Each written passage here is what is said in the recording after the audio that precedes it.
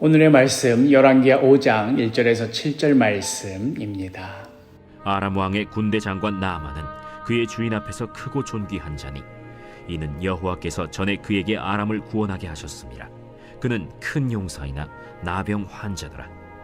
전에 아람 사람이 떼를 지어 나가서 이스라엘 땅에서 어린 소녀 하나를 사로잡음에 그가 나아만의 아내에게 수종들더니 그의 여주인에게 이르되 우리 주인이 사마리아에 계신 선지자 앞에 계셨으면 좋겠나이다. 그가 그 나병을 고치리이다. 나아만이 들어가서 그의 주인께 아뢰어 이르되 이스라엘 땅에서 온 소녀의 말이 이러이러하더이다. 아람 왕이 이르되 갈지어다.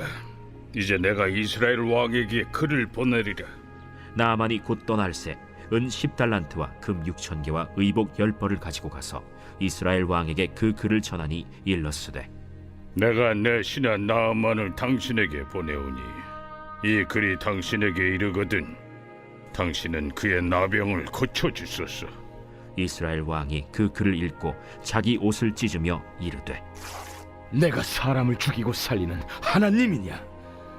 그가 어찌하여 사람을 내게로 보내 그의 나병을 고치려 하느냐? 너희는 깊이 생각하고 저 왕의 틈을 타서 나와 더불어 시비하려 함인 줄 알라. 제1차 세계대전은 오스트리아 헝가리 제국의 황태자인 프란츠 페르디난트가 암살을 당한 사건 하나가 기폭제가 되어서 유럽의 여러 국가들이 줄줄이 전쟁에 참전하게 되면서 세계적인 전쟁으로 발전하여서 사망자 1,700만 명, 또 부상자 2천만 명의 사상자를 내고 또한 이후에 벌어진 전염병으로 인하여서 전 세계적으로도 수천만 명의 사상자를 내었던 정말 끔찍하고도 비극적인 전쟁이었습니다. 황태자를 암살한 청년은 자신이 쏜 총알 하나에 이토록 엄청난 비극을 초래하게 될 줄은 꿈에도 몰랐을 것입니다. 세계 역사 가운데에는 이렇게 작은 일 하나가 나중에는 걷잡을 수 없는 사태로 번지게 되는 그런 사례들로 가득합니다. 오늘의 본문은 어쩌면 이스라엘과 아람 사이에 초유의 전쟁으로 대단위의 비극을 초래할 수도 있었을 그런 상황을 보여주고 있습니다. 그 시작은 정말이지 작고 사소한 일이었습니다. 그냥 그렇게 지나갈 수도 있는 작은 일이었습니다. 2절을 보면 전에 아람 사람이 떼를 지어 나가서 이스라엘 땅에서 어린 소녀 하나를 사로잡음에 그가 나아만의 아내에게 수종들더니 전에 아람이 북이스라엘을 침입하여서 약탈하여 갔었을 때 그때 포로로 잡혀온 소녀 하나가 있었습니다. 그 소녀 입장에서는 자신의 주인인 나아만은 조국의 원수였고 또 그리고 자신이 포로로 잡혀오게 되는 데 있어서 주요한 역할을 하였던 자일 것입니다. 그러니 그런 주인이 병에 걸려도 하필이면 나병에 걸려서 저주받은 인생이 되었다 하는 것을 알게 되었을 때 어쩌면 속으로 쾌재를 부르면서 자신이 고통당하는 것 이상으로 그 주인도 고통당하기를 바랐을 수도 있었을 것입니다. 그런데 이 소녀는 순진한 것인지 아니면 별 생각이 없었던 것인지 3절을 보니 그의 여주인에게 이르되 우리 주인이 사마리아에 계신 선지자 앞에 계셨으면 좋겠나이다. 그가 그 나병을 고치리이다 하는지라. 자신의 조국에 참 선지자 하나가 있는데 그 선지자가 병을 고치면 틀림없이 그 주인이 나을 것이라는 그런 이야기를 여주인에게 하였습니다.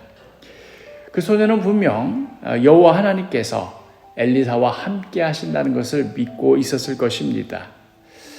그런데 그 하나님은 왜 정작 자기 자신은 지켜주시지 않았는지, 또 그러한 하나님이 오히려 왜 자신의 원수인 나아만은 고쳐주실 수 있을 거라 생각했는지 참 알 수 없는 노릇이긴 하지만 어쩌면 정말로 순수한 마음으로 그렇게 생각하고 또 그렇게 말했는지 모르겠습니다. 그래봐야 아람 사람 입장에서는 타국에서 잡혀온 일개 소녀의 말입니다. 누가 이런 자의 말에 귀를 기울이겠습니까? 그런데 나아만은 그 병이 얼마나 중하였던지 또 얼마나 고통스러웠던지 정말이지 지푸라기라도 잡는 심정으로 자신에 대해 좋은 감정을 가졌을 리 없는 그 소녀의 말이라도 믿고 싶었는지 북이스라엘에 가서 병을 고치겠다 하는 그 소원을 아람 왕에게 말하기까지 합니다. 아람 왕 입장에서 진짜로 이 소녀의 말을 믿었는지 어쨌는지는 모르겠습니다. 그러나 이렇든 어떻든 손해볼 것은 없었습니다. 그 소녀의 말대로 정말로 병을 고칠 수 있다면 자신이 총애하는 군대 장군이 그 병이 나은 것이니 좋은 것이었고 만일 설령 못 고친다 하더라도 이것을 핑계로 북이스라엘을 공격할 좋은 구실이 될 수 있으니 아람 왕 입장에서는 어느 쪽이든 상관없었습니다. 아닌 밤중에 홍두깨라고 독박을 쓴 것은 북이스라엘의 왕이었습니다. 7절에 이스라엘 왕이 그 글을 읽고 자기 옷을 찢으며 이르되 내가 사람을 죽이고 살리는 하나님이냐? 그가 어찌하여 사람을 내게로 보내 그의 나병을 고치라 하느냐? 너희는 깊이 생각하고 저 왕이 틈을 타서 나와 더불어 시비하려 함인 줄 알라 하니라. 북이스라엘 왕의 이러한 반응이 하나님을 향한 믿음이 없음을 드러낸 것이라 볼 수도 있겠지만 그러나 지금의 상황은 객관적으로 볼 때에도 군사력으로 우위에 있는 아람이 도저히 해결할 수 없는 문제를 핑계 삼아서 시비를 걸어오는 것으로밖에 보이지 않았습니다. 그것이 무슨 대단한 이유도 아니고 한 소녀의 말을 듣고 그 말에 한 나라의 군대 장관과 왕이 움직였다고 하니 이 말을 곧이곧대로 듣기에는 이거는 일부러 도발하는 것이겠구나, 일부러 시비 거는 것이겠구나 라고 생각할 수밖에 없었습니다. 이제 아람과 북이스라엘 사이의 대규모 군사 대결은 피할 수 없는 일처럼 보였습니다. 그리고 이 모든 위기의 시작은 그 이름 모를 소녀의 순진한 말 한마디에서 비롯된 것이었습니다.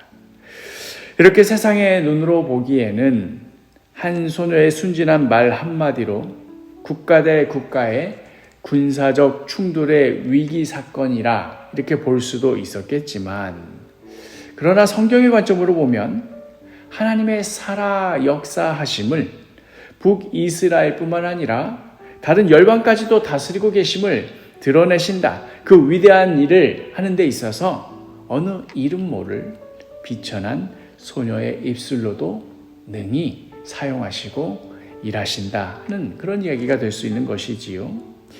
이후의 이야기에서 이 소녀의 이야기는 이제 다시 볼 수 없습니다. 나중에 나아만이 감사한 마음에 그 소녀에게 무슨 보상을 했다랄지 해방시켜 주었다랄지 이런 이야기 같은 것도 없습니다. 그럼에도 이 소녀는 정말 주님께 귀하게 쓰임받았음에 틀림이 없습니다. 어쩌면 우리 역시도 이 이름 모를 소녀와 같이 우리의 작은 일상이 오늘의 그 소소한 하루가 어떤 역사로 이어지게 되는 것인지 무슨 의미와 가치를 가지게 되는지 영영 알지 못할는지도 모르겠습니다. 그러나 그것을 내가 알아차렸느냐보다 더 중요한 것 하나님 손에 들려 쓰임 받았느냐 하는 것이겠지요. 나의 작은 순종과 헌신이 결코 땅에 떨어지지 않도록 귀하게 사용하시는 주님의 뜻과 계획을 신뢰하기에 비록 내가 그것을 헤아릴 수가 없고 내가 그 뜻을 가늠해 볼 수 없을지라도 기꺼이 주님께 나의 이 작은 삶을 내어드릴 수 있는 것입니다. 오늘 하루도 오늘 본문에 나오는 그 이름 모를 소녀와도 같이 나의 작은 일상과 소소한 시간들을 기꺼이 주님 손에 내어 맡겨드리며 작은 일에도 겸손과 기쁨으로 순종하시는 귀하고 복된 하루가 되기를 간절히 축복합니다.